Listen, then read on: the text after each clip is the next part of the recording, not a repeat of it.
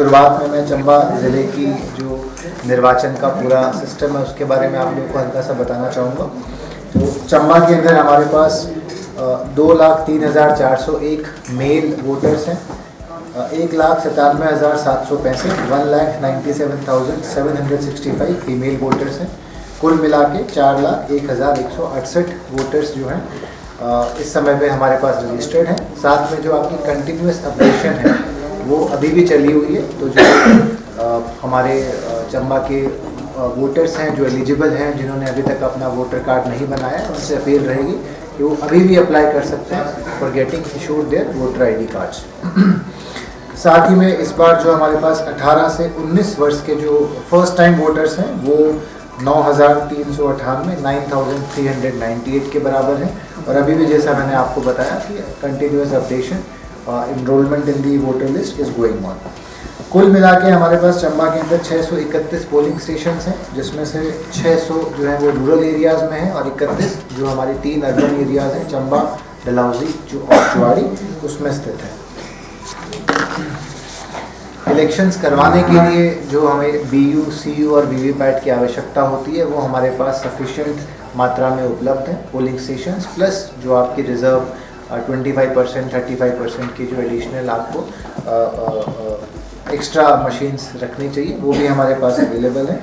साथ ही में हमारे पास 631 पोलिंग स्टेशंस में से 20 पोलिंग स्टेशंस को क्रिटिकल हमने रखा हुआ है इन व्यू ऑफ देयर प्रीवियस, अगर वहाँ पे कुछ इस प्रकार का इंस्टेंस हुआ है। इलेक्शंस को करवाने के लिए आप जैसा जानते हैं कि चंबा के अंदर 5 असेंबली सेगमेंट्स हैं, जिसमें से जो 4 असेंबली सेगमेंट्स हैं वो आपकी कांगड़ा पार्लियामेंट्री कॉन्स्टिट्यूंसी में पड़ते हैं और एक जो हमारा असेंबली सेगमेंट है जो कि भरमौर और पांगी का है वो मंडी पार्लियामेंट्री कॉन्स्टिट्यूंसी में पड़ता है। तो इसके लिए जितने भी हमारे सब डिवीजन मजिस्ट्रेट्स हैं उन सबको असिस्टेंट रिटर्निंग ऑफिसर्स डेजिग्नेट किया गया है।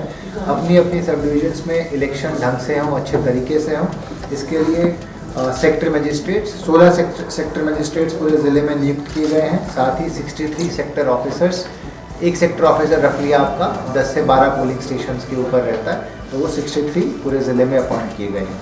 इलेक्शंस करवाने के लिए हमारे पास 631 पोलिंग स्टेशंस हैं, तो रफली हर पोलिंग बूथ के ऊपर जो आपकी 4 लोगों की टीम जाती है, तो 2,604 ऑफिसर्स की जो है इस टाइम पे इलेक्शंस में ड्यूटी लगेगी अक्रॉस द इंटायर डिस्ट्रिक्ट, जिसके लिए भी हमारे पास सफिशिएंट मैन पावर ज़िले में उपलब्ध है।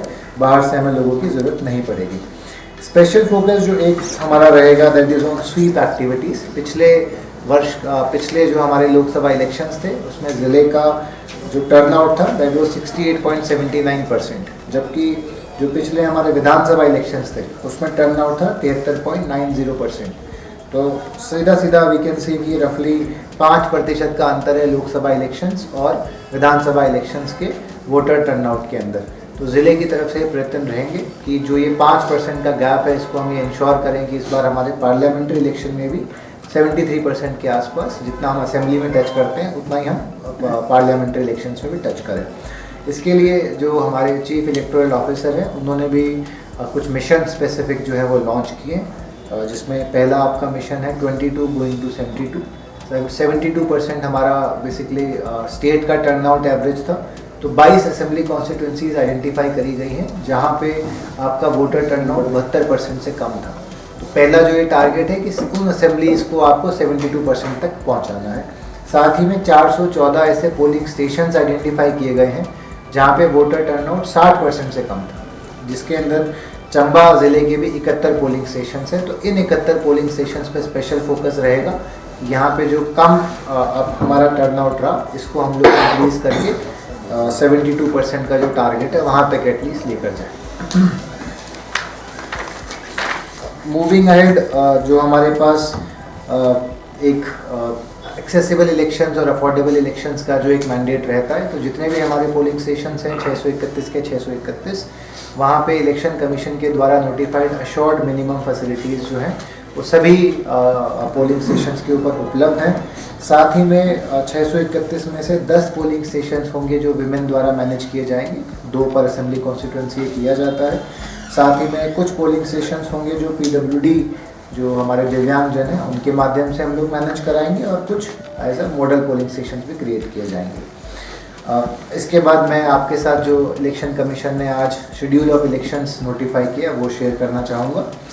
इसमें हिमाचल प्रदेश के लिए ओवरऑल डेट ऑफ नोटिफिकेशन रहेगी 7 मई 2024। डेट ऑफ नोटिफिकेशन 7 मई 2024 एंड लास्ट डेट फॉर जिस तारीख से बेसिकली आपका नॉमिनेशन स्टार्ट हो जाएगा कैंडिडेट के द्वारा, आखिरी date for nomination will be 14 मई 2024।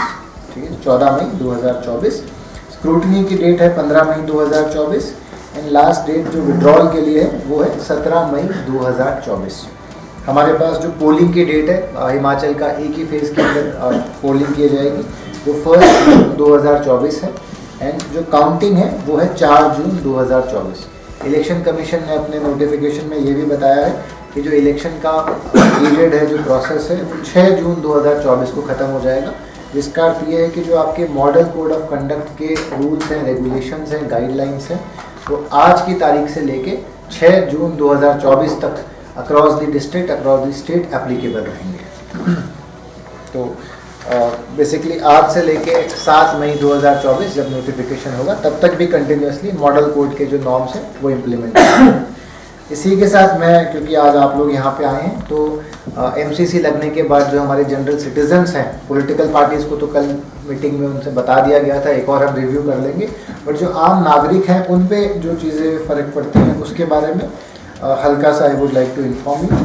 फर्स्टली तो आपका है RP act, representation of peoples act 1951 का सेक्शन 127A, जो ये कहता है कि जितने भी हमारे ऐसे लोग हैं जो प्रिंटिंग का कार्य करते हैं, तो अगर वो किसी भी कैंडिडेट पॉलिटिकल पार्टीज़ के लिए अगर कोई भी पैम्फलेट वगैरह प्रिंट आउट करते हैं, कोई भी प्रमोशन मटेरियल प्रिंट आउट करते हैं, तो उस पेज के ऊपर, उस प्रिंट आउट के ऊपर एक तरफ कहीं पे प्रिंटर की details, complete information, contact information should be there, plus कितनी कॉपीज़ उसने उस चीज़ की प्रिंट करी है उसका नंबर वहाँ पे होना ज़रूरी है, वो अनिवार्य है। तो ये सभी, जैसे जितने भी लोग चंबा ज़िले के अंदर इस कार्य से एसोसिएटेड हैं या ऐसे कार्य करते हैं, उनसे निवेदन रहेगा।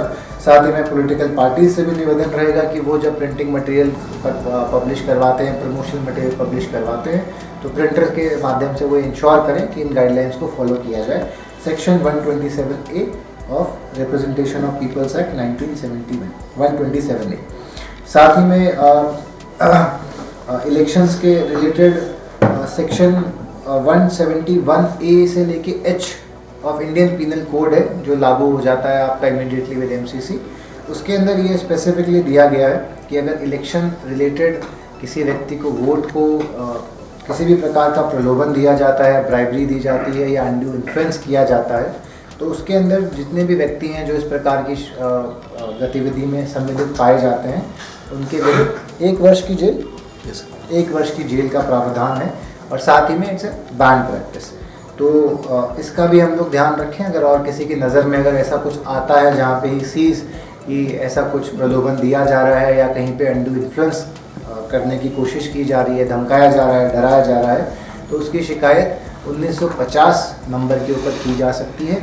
एक ज़िला स्तरीय कंट्रोल रूम जो 24 घंटे के लिए कंटिन्यूसली एक्टिव रहेगा throughout the day under the assistant commissioner as the nodal officer for MCC violation, chairmanship में इस्टेब्लिश कर दिया गया है, जो अभी से एक्टिव है। तो ऐसा कहीं भी कुछ किसी की नज़र में आता है, देखने में आता है, तो प्लीज़ इंश्योर करें कि आप लोग वहाँ पे इन्फॉर्म करें। साथ ही मैं सभी नागरिकों से ये भी निवेदन करूँगा कि इलेक्शन पीरियड के दौरान लार्ज अमाउंट्स ऑफ कैश साथ में कैरी ना करें। अगर आप करते हैं तो you should have proper documentary detail कि आप वो क्यों लेके जा रहे हैं, जो भी आपके पास बैंक रिसीट है या पासबुक रिसीट है जहाँ जिसके माध्यम से आपने पैसा निकाला है, और उसका क्या एंड यूज़ है। अन्यथा वो जो पैसा है उसको सीज कर लिया जाएगा। हमारे पास फ्लाइंग स्क्वाड टीम्स हैं जो अक्रॉस द डिस्ट्रिक्ट कॉन्स्टिट्यूट की गई हैं। हर असेंबली सेगमेंट में 3 FSTs कॉन्स्टिट्यूट की गई हैं। और इन केस अनफॉर्चुनेटली ऐसा होता है कि आप डॉक्यूमेंट लेके नहीं चलते हैं और आपका कैश सीजर कर लिया जाता है, तो जो हमारे डिस्ट्रिक्ट ट्रेजरी ऑफिसर हैं उनके पास आप उस पैसे को रिलीज़ करके अप्लाई कर सकते हैं, है ना। अगर आप किसी सही मत से उसको लेकर जा रहे थे बट आपके पास कागज़ नहीं थे एंड FST उस कैश को सीज कर लेता है, तो रिलीज़ के लिए जो डिस्ट्रिक्ट ट्रेजरी ऑफिसर है वो एक कमेटी है जिसके मेंबर सेक्रेटरी है, जिसमें chairman is the additional district magistrate, उनको आप फिर अप्लाई कर सकते हैं। परंतु निवेदन सभी सिटीजन से ये रहेगा कि जब भी आप अगर हैवी अमाउंट्स ऑफ कैश लेके चलते हैं तो साथ में जो भी रिक्वायर्ड डॉक्यूमेंट्स हैं वो आपके साथ रहने चाहिए।